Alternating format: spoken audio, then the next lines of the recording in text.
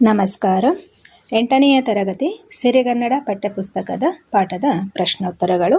ಗದ್ಯಪಾಠ 3 ತಲಕಾಡಿನ ವೈಭವ. ಬರೆದವರು ಹಿರೇಮಲ್ಲೂರು ಈಶ್ವರನ್. ಮೊದಲನೇ ಮೇನ್ ಲೇಖಕರ ಪರಿಚಯ.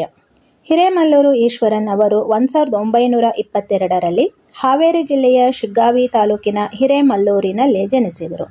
ಇವರ ಪ್ರಮುಖ ಕೃತಿಗಳೆಂದರೆ ಕವಿ ಕಂಡ ನಾಡು, ಪ್ರವಾಸ ಕಥನ, ವಿಷನಿಮಿಷಗಳು, ಭಾರತದ ಹಳ್ಳಿಗಳು, ವಲಸೆ ಹೋದ ಕನ್ನಡಿಗನ ಕತೆ, ಹಾಲಾಹಲ, ರಾಜಾರಾಣಿ ದೇಖೋ, ಶಿವನ ಬುಟ್ಟಿ, ತಾಯಿ ನೋಟ ಮೊದಲಾದವು. ಇವರಿಗೆ ಡಾಕ್ಟರೇಟ್ ಪದವಿ ದೊರಕಿದೆ. ಆಯ್ದ ಭಾಗ ತಲಕಾಡಿನ ವೈಭವ ಗದ್ಯಪಾಠವನ್ನು ಕವಿ ಕಂಡ ನಾಡು, ಪ್ರವಾಸ ಕಥನದಿಂದ ಆರಿಸಿಕೊಳ್ಳಲಾಗಿದೆ. ನೆಕ್ಸ್ಟ್ ಮೇನ್ ಕೊಟ್ಟಿರುವ ಪ್ರಶ್ನೆಗಳಿಗೆ ಒಂದು ವಾಕ್ಯದಲ್ಲಿ ಉತ್ತರಿಸಿ. ಪ್ರಶ್ನೆ 1. ಲೇಖಕರು ಪ್ರವಾಸದ ವಿವರವನ್ನು ಬರೆಯಲು ಆರಂಭಿಸಿದ್ದು ಎಲ್ಲಿ? ಉತ್ತರ: ಲೇಖಕರು ಪ್ರವಾಸದ ವಿವರವನ್ನು ಬರೆಯಲು ಆರಂಭಿಸಿದ್ದು ಶಿವನ ಸಮುದ್ರದಲ್ಲಿ. ಪ್ರಶ್ನೆ 2. ಗಂಗರ ಮೊದಲ ರಾಜಧಾನಿ ಯಾವುದು? ಉತ್ತರ: ಗಂಗರ ಮೊದಲ ರಾಜಧಾನಿ ಕೋಲಾರ. ಪ್ರಶ್ನೆ 3. ರಾಯ, ಅಣ್ಣ ಎಂದು ಯಾರನ್ನು ಕರೆಯುತ್ತಿದ್ದರು? ಉತ್ತರ: ಚಾವುಂಡರಾಯನನ್ನು ರಾಯ, ಅಣ್ಣ ಎಂದು ಕರೆಯುತ್ತಿದ್ದರು. ಪ್ರಶ್ನೆ 4. ಚಾವುಂಡರಾಯ ಕನ್ನಡಕ್ಕೆ ಕೊಟ್ಟ ಕಾಣಿಕೆ ಏನು? ಉತ್ತರ: ಚಾವುಂಡರಾಯ ಕನ್ನಡಕ್ಕೆ ಕೊಟ್ಟ ಕಾಣಿಕೆ ಚಾವುಂಡರಾಯ ಪುರಾಣ ಎಂಬ ಹೆಸರಿನ 63 ಪುಣ್ಯ ಪುರುಷರ ಚರಿತ್ರೆ. ಪ್ರಶ್ನೆ 5. ವಿಷ್ಣುವರ್ಧನ ವೀರನಾರಾಯಣ ದೇಗುಲವನ್ನು ಕಟ್ಟಿಸಲು ಕಾರಣವೇನು? ಉತ್ತರ: ವಿಷ್ಣುವರ್ಧನನು ವಿಕ್ರಮ ಚೋಳನ ಸೇನಾನಿ ಆದಿಯಮನನ್ನು ಸೋಲಿಸಿ ಗೆಲುವಿನ ಸ್ಮಾರಕವಾಗಿ ತಲಕಾಡಿನ ನೆಲದ ಮೇಲೆ ವಿಜಯನಾರಾಯಣನ ಗುಡಿಯನ್ನು ಕಟ್ಟಿದನು. ಪ್ರಶ್ನೆ 6. ರಾಷ್ಟ್ರದ ಚಾರಿತ್ರ್ಯದ ಹೆಗ್ಗುರುತು ಯಾವುದು? ಉತ್ತರ: ನಮ್ಮ ದೇವಾಲಯಗಳೇ ನಮ್ಮ ರಾಷ್ಟ್ರದ ಚಾರಿತ್ರ್ಯದ ಹೆಗ್ಗುರುತುಗಳು. ಮುಂದಿನ ಮೇನು ಕೊಟ್ಟಿರುವ ಪ್ರಶ್ನೆಗಳಿಗೆ 2-3 ವಾಕ್ಯಗಳಲ್ಲಿ ಉತ್ತರಿಸಿ. ಪ್ರಶ್ನೆ 1. ಶಿವನ ಸಮುದ್ರದಲ್ಲಿ ಸುಬ್ರಹ್ಮಣ್ಯ ಮಾಡಿದ ವ್ಯವಸ್ಥೆಗಳಾವುವು? ಉತ್ತರ: ಶಿವನ ಸಮುದ್ರದಲ್ಲಿ ಸುಬ್ರಹ್ಮಣ್ಯಂ ಲೇಖಕರು ಮತ್ತು ಅವರ ಸ್ನೇಹಿತರನ್ನು ವಿಶ್ವಾಸದಿಂದ ಸ್ವಾಗತಿಸಿದರು. ನಿಲ್ಮನೆಯನ್ನು ಕೂಡಲೇ ಖಾಲಿ ಮಾಡಿಸಿದರು. ಹಾಸಿಗೆ ಹಾಸಿಕೊಟ್ಟರು. ಊಟ ಉಪಚಾರದ ಬಗೆಗೆ ಕೇಳಿದರು. ಕೊನೆಗೆ ಹೋಗುವಾಗ ಗುಡ್ ನೈಟ್ ಅಂದರು. ಪ್ರಶ್ನೆ 2. ಚಾವುಂಡರಾಯ ಯಾರು? ಆತನ ವಿಶೇಷತೆ ಏನು? ಉತ್ತರ: ಚಾವುಂಡರಾಯನು ಮಾರಸಿಂಹ, ರಾಚಮಲ್ಲ, ರಕ್ಕಸಗಂಗರ ಮಂತ್ರಿ. ಅವನನ್ನು ಜನ ಹೆಸರು ಹಿಡಿದು ಕರೆಯುತ್ತಿರಲಿಲ್ಲ, ರಾಯ, ಅಣ್ಣ ಎಂದು ಸಂಬೋಧಿಸುತ್ತಿದ್ದರು. ಅವನಿಗೆ ಕನ್ನಡದ ಏಳಿಗೆಯ ಹಂಬಲವೇ ಹಂಬಲ. ಸ್ವತಃ ಕವಿಯಾಗಿದ್ದ ಅವನು ರಚಿಸಿದ ಚಾವುಂಡರಾಯ ಪುರಾಣ ಎಂಬ ಹೆಸರಿನ 63 ಪುಣ್ಯ ಪುರುಷರ ಚರಿತೆಯು ಅವನು ಕನ್ನಡಕ್ಕೆ ಕೊಟ್ಟ ಕಾಣಿಕೆಯಾಗಿದೆ. ಪ್ರಶ್ನೆ 3.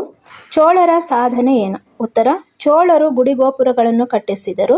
ರಾಜೇಶ್ವರ, ವೈಕುಂಠನಾರಾಯಣ, ಮರಳೇಶ್ವರ, ಪಾತಾಳೇಶ್ವರ, ವೈದ್ಯೇಶ್ವರ ಗುಡಿಗಳನ್ನು ಕಟ್ಟಿಸಿದರು. ಮುಂದಿನ ಮೇಲೆ ಕೊಟ್ಟಿರುವ ಪ್ರಶ್ನೆಗಳಿಗೆ 4-5 ವಾಕ್ಯಗಳಲ್ಲಿ ಉತ್ತರಿಸಿ. ಪ್ರಶ್ನೆ 1. ಗಂಗರ ಇತಿಹಾಸದ ವಿಶೇಷತೆ ಏನು? ಉತ್ತರ: ಗಂಗರ ರಾಜ್ಯ ಗಂಗವಾಡಿ ಎಂದು ಹೆಸರಾಗಿದೆ. ಅವರ ಮೊದಲ ರಾಜಧಾನಿ ಕೋಲಾರ. ಸುಮಾರು ಕ್ರಿಸ್ತಶಕ 500ರ ಹೊತ್ತಿಗೆ ಕೋಲಾರದಿಂದ ಹರಿವರ್ಮ ರಾಜಧಾನಿಯನ್ನು ತಲಕಾಡಿಗೆ ತಂದನು. ಅಲ್ಲಿಂದ ಮುಂದಕ್ಕೆ 5 ಶತಮಾನಗಳವರೆಗೆ ಅಂದರೆ 10ನೆಯ ಶತಮಾನದವರೆಗೂ ಗಂಗರು ಆಳ್ವಿಕೆ ನಡೆಸಿದರು. ಮಾರಸಿಂಹ, ರಾಚಮಲ್ಲ, ರಕ್ಕಸಗಂಗರ ತಲಕಾಡು ಪುಣ್ಯಭೂಮಿ. ಚಾವುಂಡರಾಯನು ಮಾರಸಿಂಹ, ರಾಚಮಲ್ಲ, ರಕ್ಕಸಗಂಗರ ಮಂತ್ರಿಯಾಗಿದ್ದನು. ಅವನನ್ನು ಜನ ಹೆಸರು ಹಿಡಿದು ಕರೆಯುತ್ತಿರಲಿಲ್ಲ, ರಾಯ, ಅಣ್ಣ ಎಂದು ಸಂಬೋಧಿಸುತ್ತಿದ್ದರು. ಸ್ವತಃ ಕವಿಯಾಗಿದ್ದ ಅವನು ಚಾವುಂಡರಾಯ ಪುರಾಣ ಕೃತಿ ರಚಿಸಿದ್ದಾನೆ. ಹಾಗೆಯೇ ಮಹಾಕವಿ ರನ್ನನು ಚಾವುಂಡರಾಯ ಮತ್ತು ಅತ್ತಿಮಬ್ಬೆಯ ಆಶ್ರಯ ಪಡೆದಿದ್ದನು.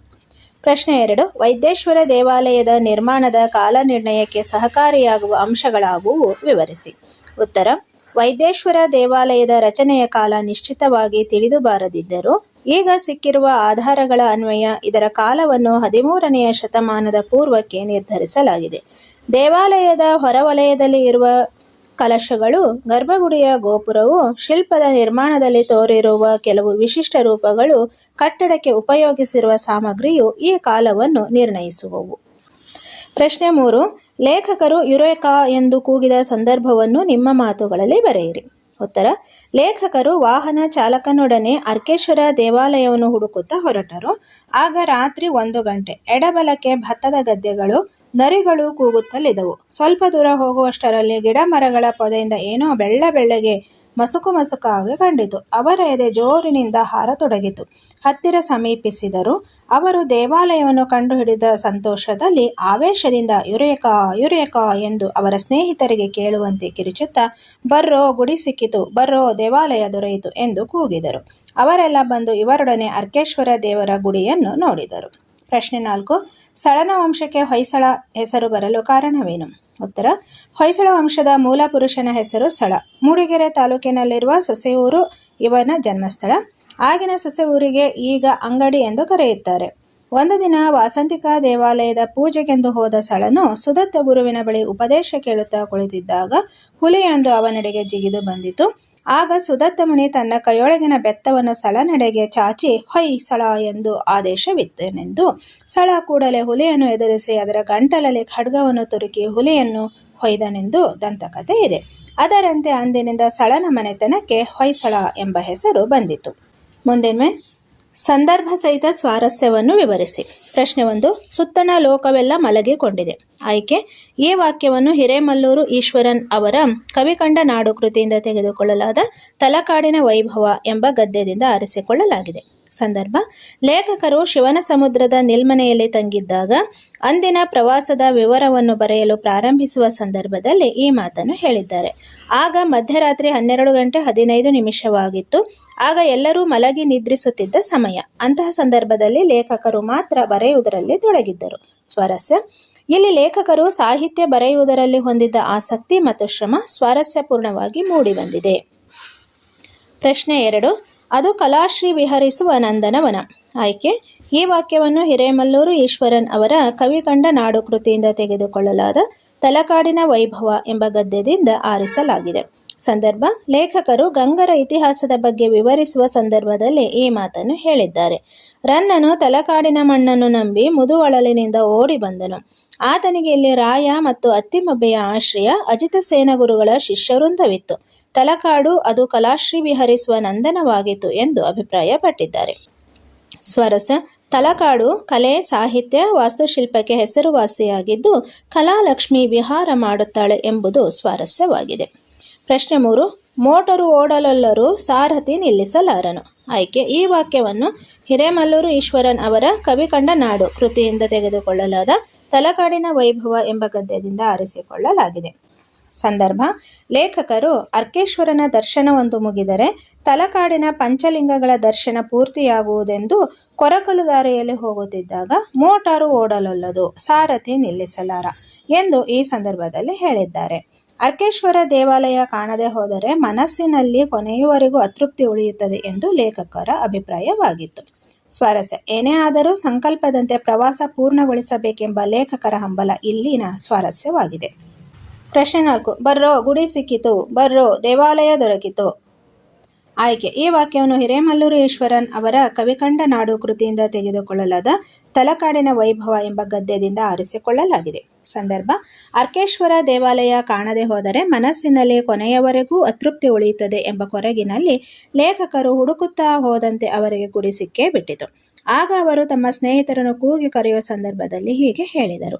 ಸ್ವಾರಸ್ಯ: ಅರ್ಕೇಶ್ವರ ದೇವಾಲಯ ಸಿಕ್ಕಿದಾಗ ಲೇಖಕರಿಗಾದ ಸಂತೋಷ, ಆವೇಶಗಳು ಇಲ್ಲಿ ಸ್ವಾರಸ್ಯಪೂರ್ಣವಾಗಿ ವ್ಯಕ್ತವಾಗಿದೆ. ವುಮೆನ್ ಗುಂಪಿಗೆ ಸೇರಿದ ಪದವನ್ನು ಆರಿಸಿ ಬರೆಯಿರಿ. ಸಾಹಿತ್ಯಾವಲೋಕನ: ಭಕ್ತಿ ಭಂಡಾರಿ ಬಸವಣ್ಣ, ಹಿರೇಮಲ್ಲೂರು, ವಚನ ಧರ್ಮಸಾರ. ಸರಿಯಾದ ಉತ್ತರ ಹಿರೇಮಲ್ಲೂರು. ಮಾರಸಿಂಹ, ಚಾವುಂಡರಾಯ, ರಾಚಮಲ್ಲ, ರಕ್ಕಸಗಂಗ. ಸರಿಯಾದ ಉತ್ತರ ಚಾವುಂಡರಾಯ. ರಾಜೇಶ್ವರ, ಮರಳೇಶ್ವರ, ಮಹಾಲಿಂಗೇಶ್ವರ, ಪಾತಾಳೇಶ್ವರ. ಸರಿ ಉತ್ತರ ಮಹಾಲಿಂಗೇಶ್ವರ. ಮುಚ್ಚಿಟ್ಟು ಹಾಡುತ್ತಿರುವ ಉದ್ಯಮವನ್ನು ಬಾನಿನೆಡೆ. ಸರಿಯಾದ ಉತ್ತರ ಉದ್ಯಮವನ್ನು. ಮುಂದಿನದು ಅಭ್ಯಾಸ ಚಟುವಟಿಕೆ. ಇಲ್ಲಿ ಸಂಧಿಗಳಿಗೆ ಸಂಬಂಧಪಟ್ಟಂತಹ ವ್ಯಾಕರಣಾಂಶ ಇರುತ್ತದೆ.